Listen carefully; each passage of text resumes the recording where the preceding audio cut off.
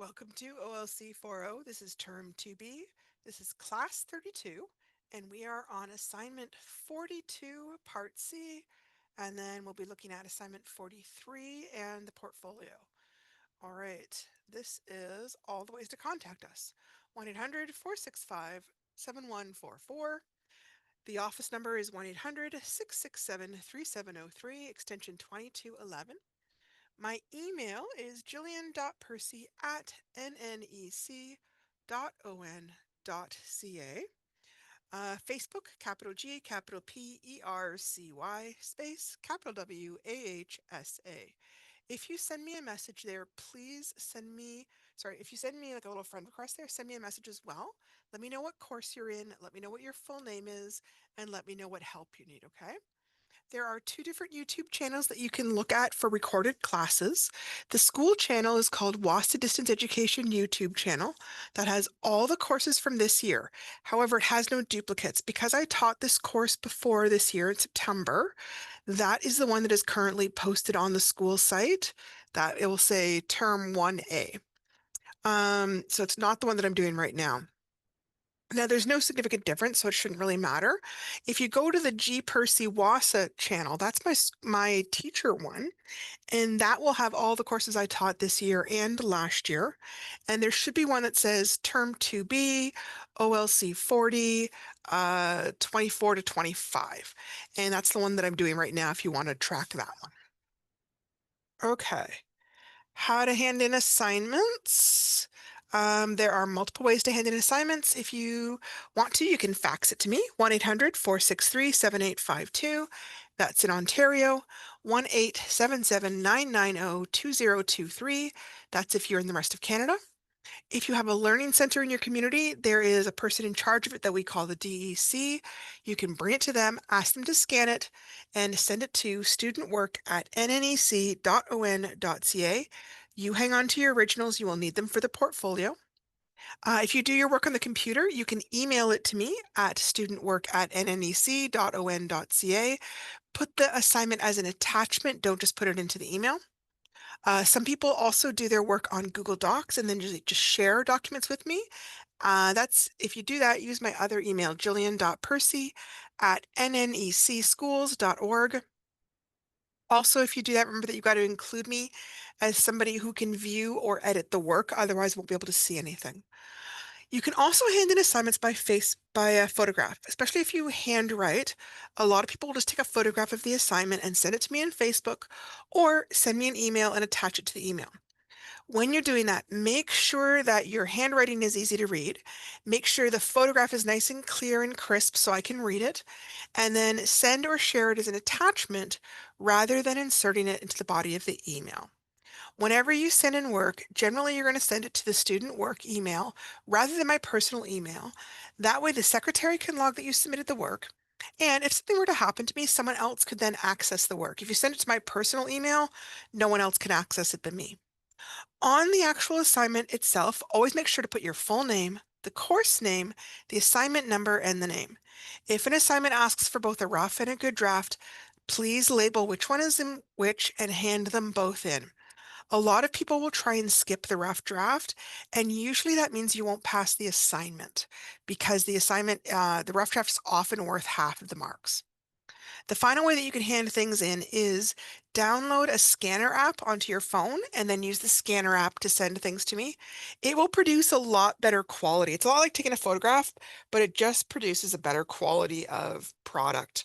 I use Adobe Scan. It's free. Adobe's a reliable company. Um, Once you've downloaded it, just install it and open it up, put it over your assignment, snap a picture, and you can adjust the borders.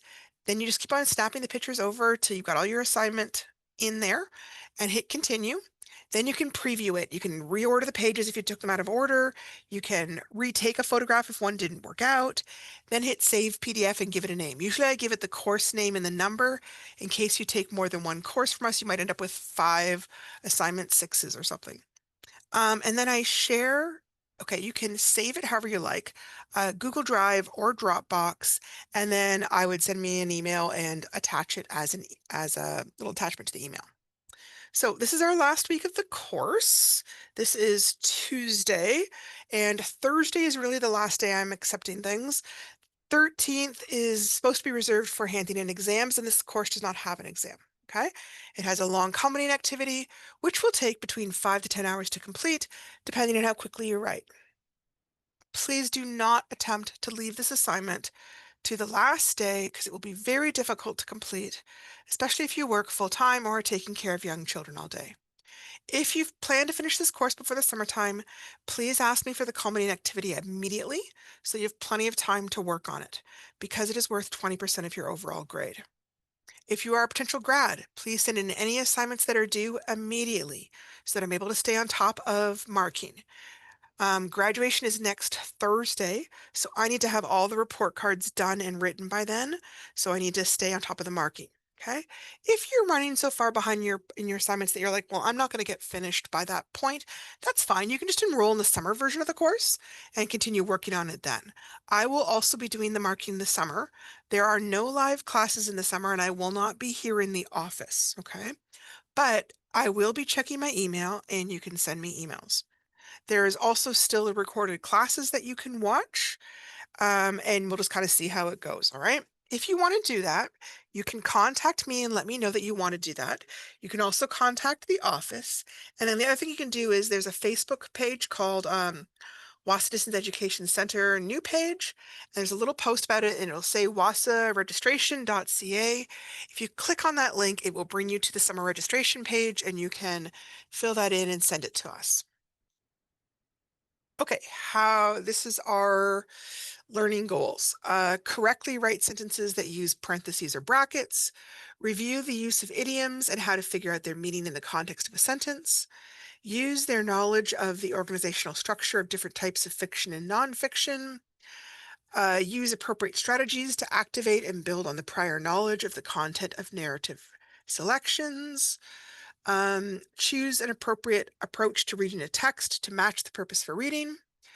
Use appropriate strategies to track and record information, to make connections, to locate information, to make inferences and interpretations about it in different types of texts, including narrative texts. Okay, so part C is writing an information paragraph. And in part B, you were supposed to gather information about your chosen career. And you filled out that chart. And we're going to use that chart from section B to help us write this paragraph in section C. Okay. Remember to include a proper opening and closing sentence in your paragraph. It should include all the information that you had above, but needs to be written in good, complete sentences. Remember to use good style techniques like transition words and phrases and parallelism to make the paragraph read smoothly. One new addition to this paragraph is going to be naming your sources of information. We call this citing your sources. For this paragraph, you must have two different sources that you can use as the sources for where you got your career facts. 2 books, 2 internet websites, 1 book, 1 internet website, that kind of idea. Okay, so citing a work is simply making sure that you give credit to whoever wrote the information that you found. It also is showing that you didn't simply make something up, but that what you're writing is derived from someone else's work. It is basically a type of honesty, and neglecting it or doing it really poorly can sometimes be treated as plagiarism or cheating, even if it was done accidentally. In this assignment, you are asked to cite at least 2 different sources. There are lots of different ways to cite works, like different fields like languages, social sciences, they all have different ways that they like to see their sources cited or named. We're going to be using what's called MLA style, which stands for the modern language style.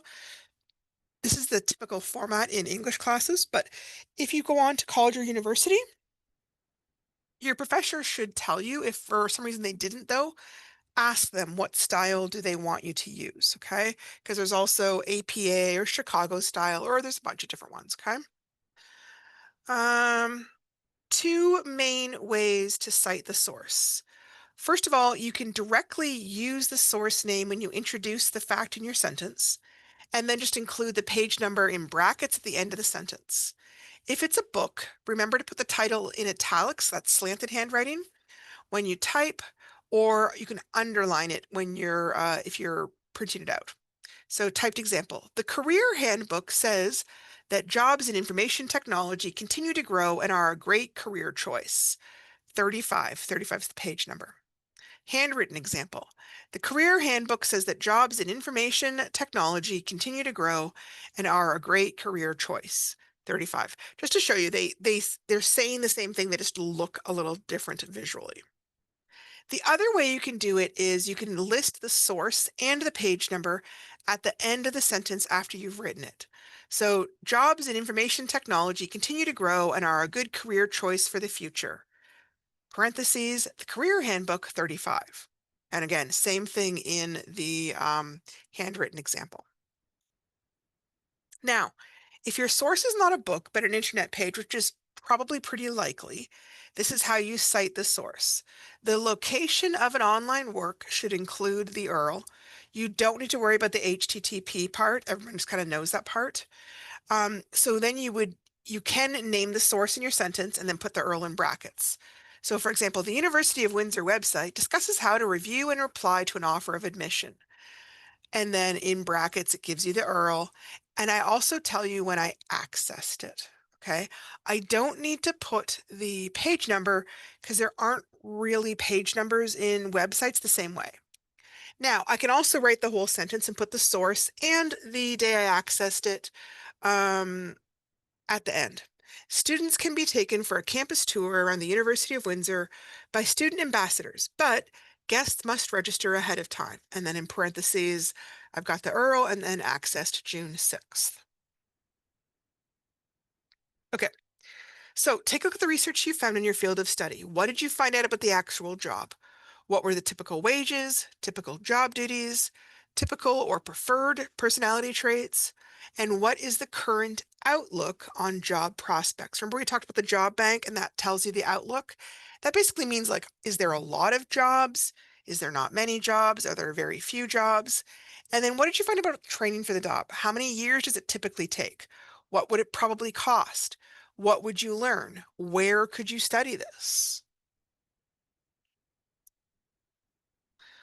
Okay, so this is the checklist to go through as you're creating your assignment to be sure that you're doing the assignment correctly and effectively.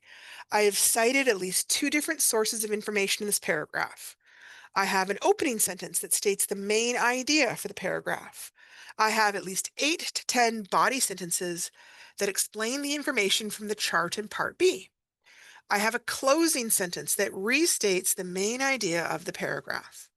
My sentences are complete. They include a subject and a predicate, and they express a complete thought. I have not used run-on sentences where two or more sentences are run together without periods. I have restated information in my own words and not copied it directly from the source. Okay, so this assignment calls for you to write a topic sentence that summarizes the main findings of your research. This can be kind of tricky in a paragraph like this because there's a lot of small, tiny details about a much bigger topic. Your safest bet is to pick a nice big general opening sentence that covers all the details. Here are some possible examples. Becoming a firefighter requires great physical fitness, some training, and a spirit of adventure. Developing your skills and knowledge to become a nurse is hard work, but worthwhile if you love helping others. Okay, so writing your rough draft, you want to have at least 8 to 10 supporting details that illustrate the topic sentence. Make sure you include about how to train for the career. Make sure you have information about actually doing the work. Don't worry about keeping the paragraph too short. It's better to have more than you need and edit it down later if you want. Occasionally, I've had people split this into two separate paragraphs, and that's fine too. Closing sentence, there are a few different techniques that you can try. You could summarize the series of steps that you take. You could create an overall point of view that you want to restate. You could list the main points. You could reach an overriding conclusion. You could try just writing a few different sentences and see what you think and pick one of them. Okay. Uh, oh, when you use the MLA format in your paragraph, usually you follow it with what's called a works cited state section that lists all the information about the source. So for here, let's say you quoted Rob's article in your paragraph. And if I wanted to use his name in the sentence, then I would just need to put the page number. If I didn't include his name in the sentence, then I would put his name in the brackets, Taylor, comma 12. And then in the works cited section, I would use his name, last name first, Taylor Robb.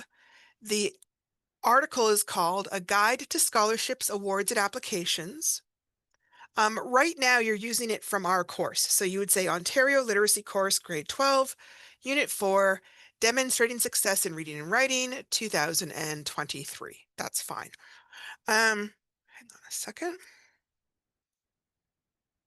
You really do need to include a works cited page. It can just be a tiny little one. There is a website that has a lot more information. I'm going to kind of pull it up so you can see it. This is really useful if you go on to university or college. I use it all the time. Hang on a second. Sorry, it's a bit cramped here. Okay. So it does do more than one type of citation system. I use the MLA. You can sometimes put your information here and it will produce a citation. You can also read up on how to do different citations. So hang on a second. Electronic sources, right? If you weren't sure how to do it, this kind of walks you through it. Okay? All right. Oh yeah. Okay.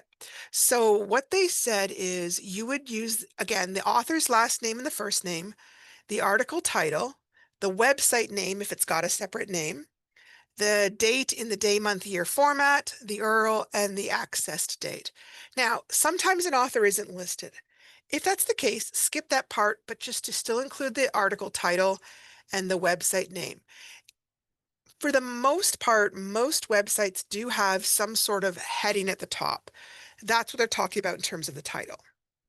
In the body of the writing, we usually include the writer's last name and the article name in brackets or parentheses at the end of the sentence.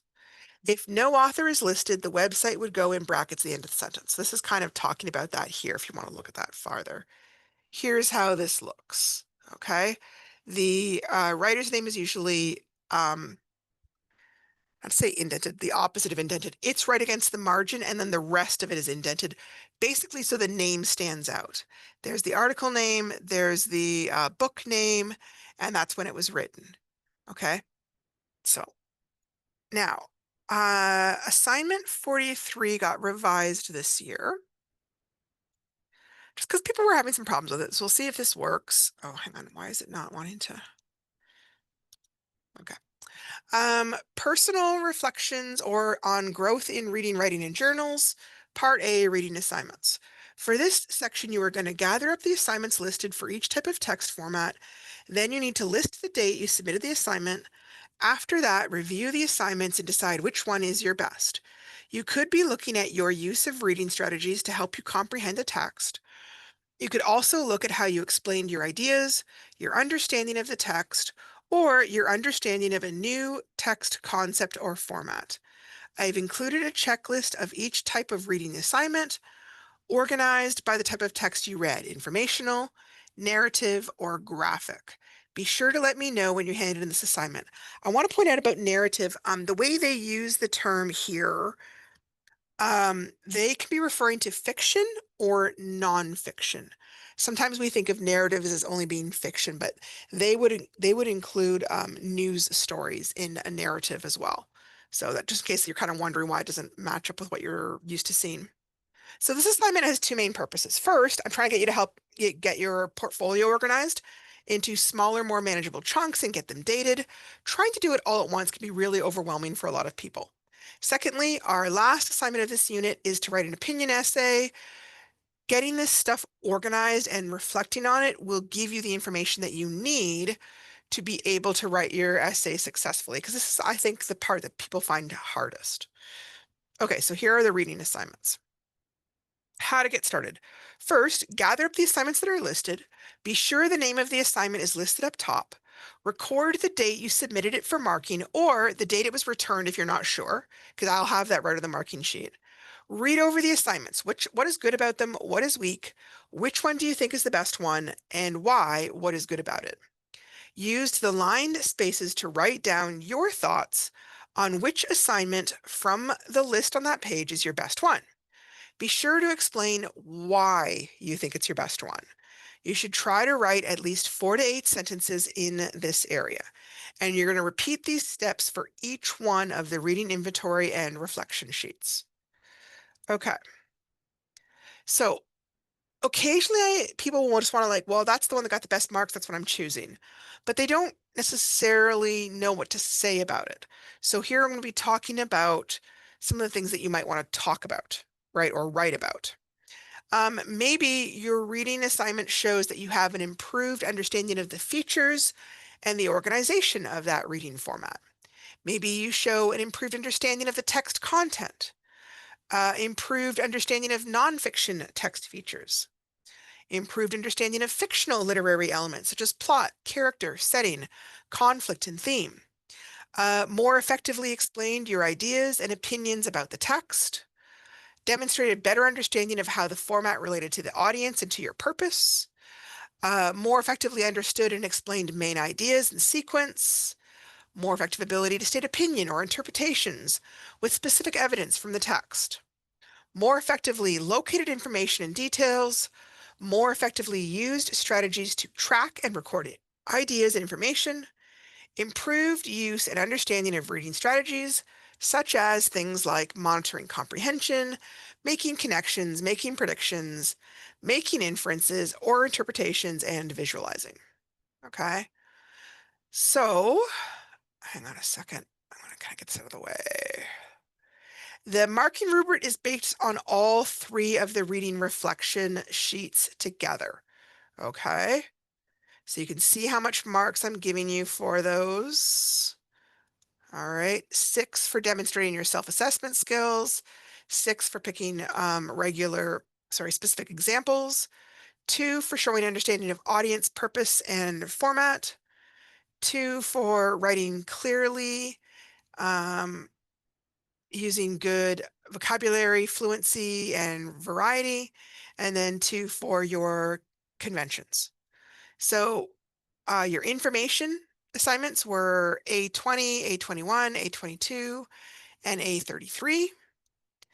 Your narrative assignments were A6, A7, A8, A11, A14, A17, A19, and A40.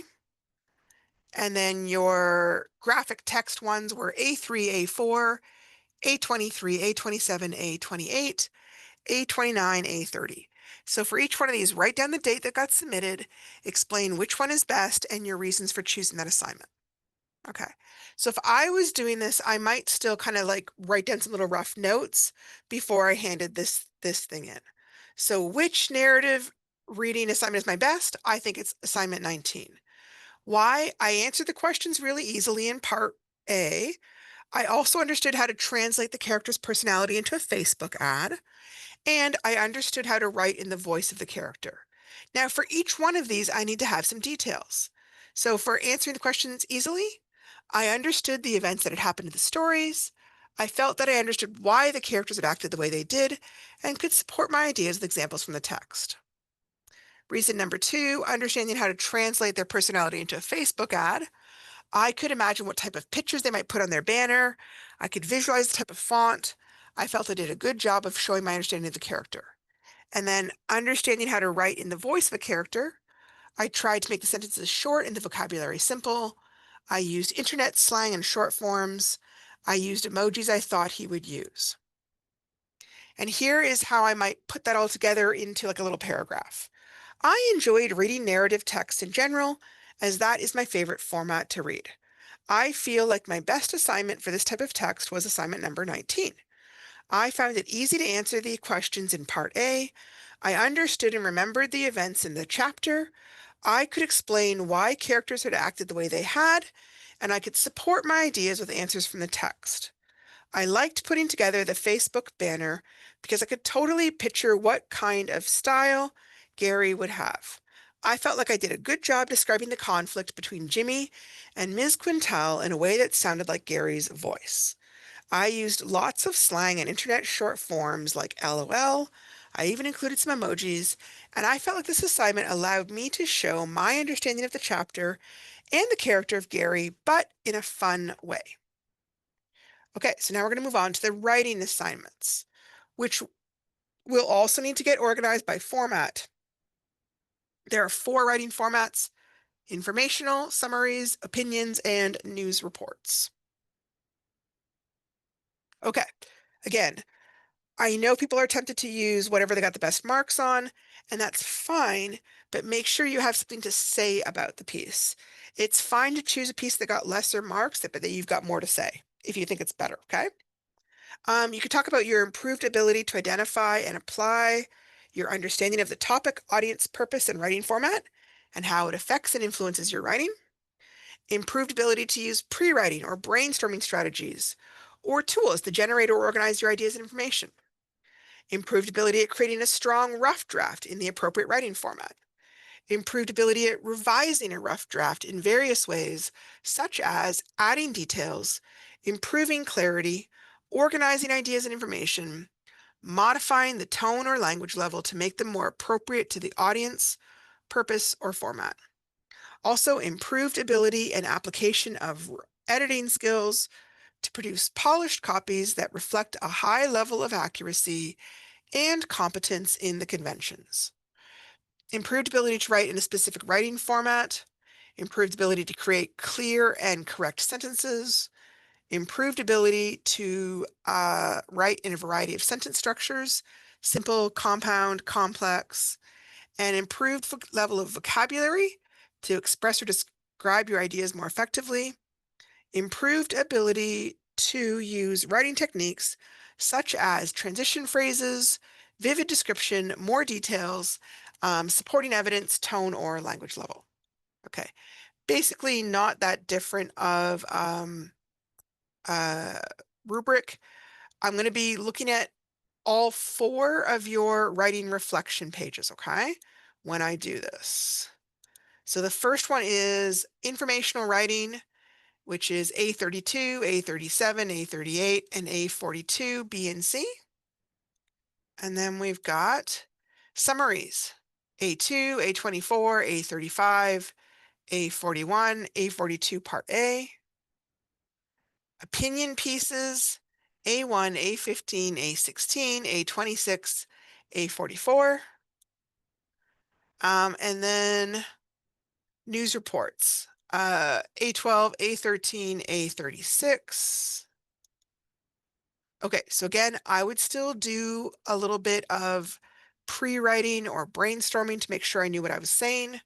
Which summary writing is my best? Answer, assignment 41. Reason number 1, I felt I used the paragraph structure effectively. Details. I created a good opening sentence that I thought was interesting and captured the main idea well. My closing sentence echoed the ideas of the opening sentence, but in a totally new way. Reason number 2, I believe I wrote very well in the summary format.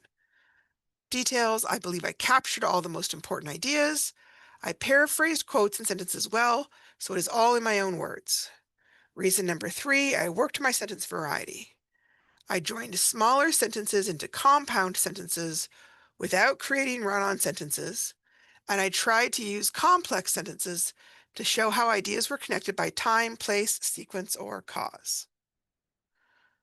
Okay, so here is my information, and then here is kind of how I put it together. My best summary writing assignment is number 41. For one thing, I felt that I used the paragraph structure effectively. For example, I created a good opening sentence that I thought was interesting and captured the main idea. In addition, my closing sentence echoes the ideas of the opening sentence, but in a totally new way. My second reason is that I feel I did a good job of summarizing the article. I only wrote about the most important ideas and left out minor details. I think I did a good job of paraphrasing the quotes and information so that it is all written in my own words. Okay, and then finally, journal assignments. Now, journal assignments are kind of like one format by themselves. They're a type of writing, but the focus for them is really on the thinking. Okay, so improved ability to review, assess, and write on your literacy skills, improved understanding of literacy skills, improved understanding of how literacy skills help you in your work, school, or personal lives, improved understanding of the writing processes and how to use them effectively, improved understanding and ability to explain the purpose, use, and understanding of a certain writing format, improved understanding of reading strategies and how to use them effectively, improved understanding of different reading formats, improved ability to identify and apply their understanding of the topic, audience, purpose, tone, level, and writing format, improved ability to use brainstorming strategies or tools to generate or organize their ideas, improved ability and application of editing skills, of revising skills, improved ability to write clear and correct sentences, improved ability to write in a variety of sentence structures, or to use good vocabulary, or to use good writing techniques such as transition phrases, vivid description, more details, good examples, supporting evidence, tone, or language level. Sorry, I know the lists are kind of boring to read. All right, here is the journal. That is the only source I'm going to use. Again, it's pretty similar to the other ones. For the journals, be sure to list the date that you submitted these, okay? A5, A9, A10, A18, A25, A31, A34, A39. Again, make sure you explain your reason for choosing it and use specific examples from your journals. Here is what I have. Which journal is my best? A39, Literacy Skills in the Workplace. Reason number one, I've got lots of work experience, so I have a lot of ideas on this topic. Details, a longer journal because I had more to say. I understood the topic well. I actively use these skills deliberately in my job. Reason number two, I used more specific examples rather than being vague or general. Active listening skills to repeat back or summarize customer complaints. I try to use good conversational skills at meetings, such as good volume, pace, and taking turns. And then reason number three, my overall writing skills have improved. Details, better paragraph structure, stronger vocabulary, more creative sentence writing, and variety. Okay, and so here is an example of how that might sound in my actual journal. When I look over my journals, I see some definite growth. In some of the earlier journals, I wasn't quite sure what to say. Some of these journals were very short and kind of vague, like assignment number 5, where I was supposed to be talking about myself. I felt like I didn't have anything to say. I think my best journal was the assignment about literacy skills in the workplace. Having worked for 15 years, I understand how important communication skills can be. This journal included lots of specific examples about how I have used speaking and listening to help me get along with colleagues and customers. For example, I discussed how I used active listening skills to repeat back or summarize customer complaints. I also explained how I try to use good conversational skills at meetings, such as good volume, pace, and taking turns. Overall, I think my writing skills have improved in a lot of small ways that work together to create a much better journal.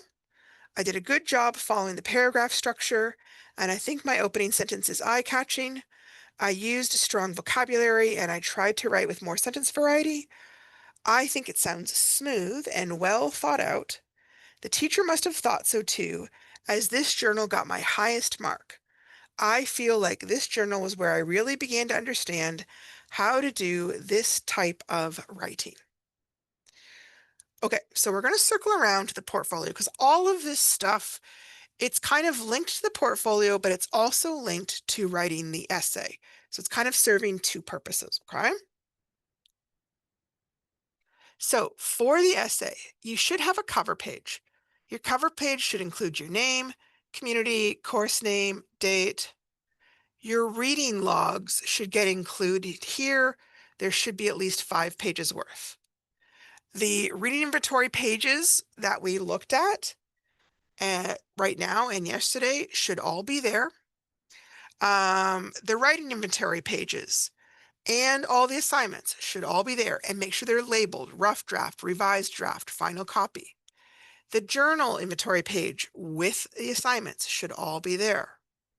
Assignment 44, which is that final essay, should be there with your working draft, revised draft, and the polished copy. Okay. So the portfolio marking scheme, there is 5 marks for each of the completed 6 section, or 30 marks. Okay.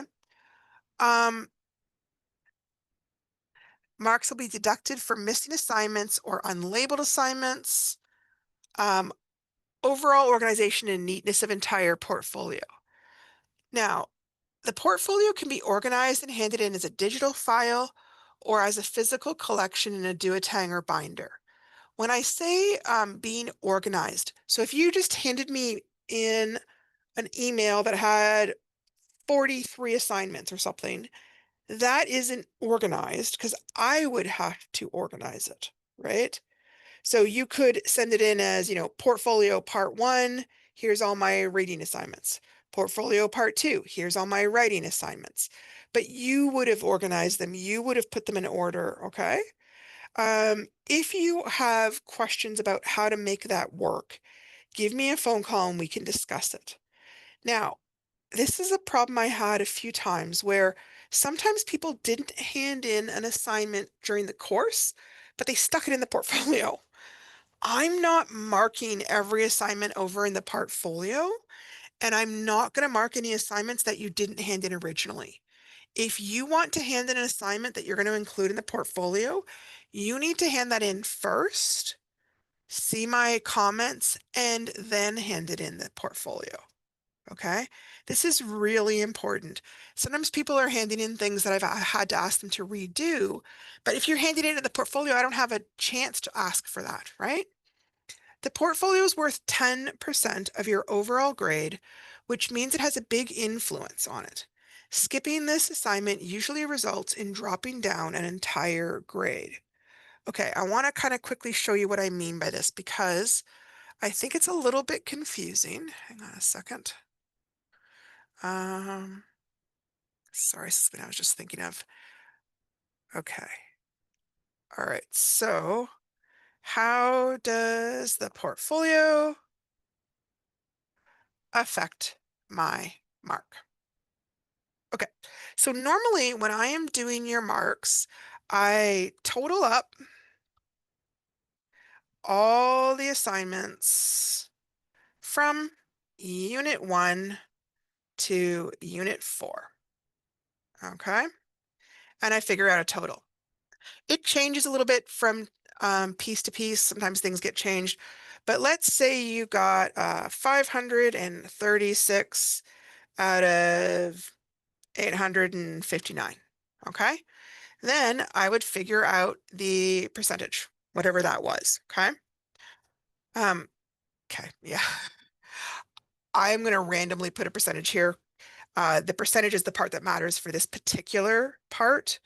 Let's say it is 57%, okay? Then remember that those assignments are only worth 70% of your mark, okay? So I'm going to take that 57 and I'm going to times it by 0.7 because it's worth 70%, right? 70% equals times 0.7. And then I see what I've got. All right. Now, so I'm going to grab, oh, hang on. Okay. Sorry, things keep wanting to come up. I'm going to pull this over here just so I can pull up Google for a second to show you. Okay, calculator. Okay, so let's say we had 59 times 0.7 equals 41.3. Okay, I'm going to slide this over here. So now you've got 41.3 for that. The portfolio is worth 10%. Okay, so I'm not going to worry about the marks, but let's say you got 83% on the portfolio. Great. Now I'm going to times it by zero point 0.1 because it's worth 10%. That means you got 8.3 marks for that. So here, if you just, I'm not going to worry about the culminating right here, but if you look at this, 41 would mean you didn't pass. Now, hopefully, I'm going to say, did you pass at this point? We'll see. Course total. Let's see, 49.6. Okay, so 49.6. Now, I would round up, so you squeaked by and you got 50%. So just that portfolio pushes you over the edge into a passing mark. That is why I keep stressing how important it is. If you also were thinking about stuff, hang on, the culminating activity, oh, what happened there? The culminating activity is going to do that even more so, okay? Because, here we go, the culminating activity is worth 20%. So connectivity, kind of like a big final project. So I'm going to write that. Final project. Maybe you got 75% on the final project. Okay, I'm going to make it something easy for myself. Maybe you got 80% on the final project. Okay, so that means you ended up with 80 times 0.2. So you ended up with 16 marks. Now, you've essentially just given your mark to 66. Hang on a second. Raised to 66%. So now you've gone up from a low D to a solid C. If you'd done better on the final project, you might even have raised it up to like a B. So this is why the last two things, that final project and the portfolio, are really important to do. And I know sometimes what happens is people kind of like run out of steam and they get tired and just don't want to do any more.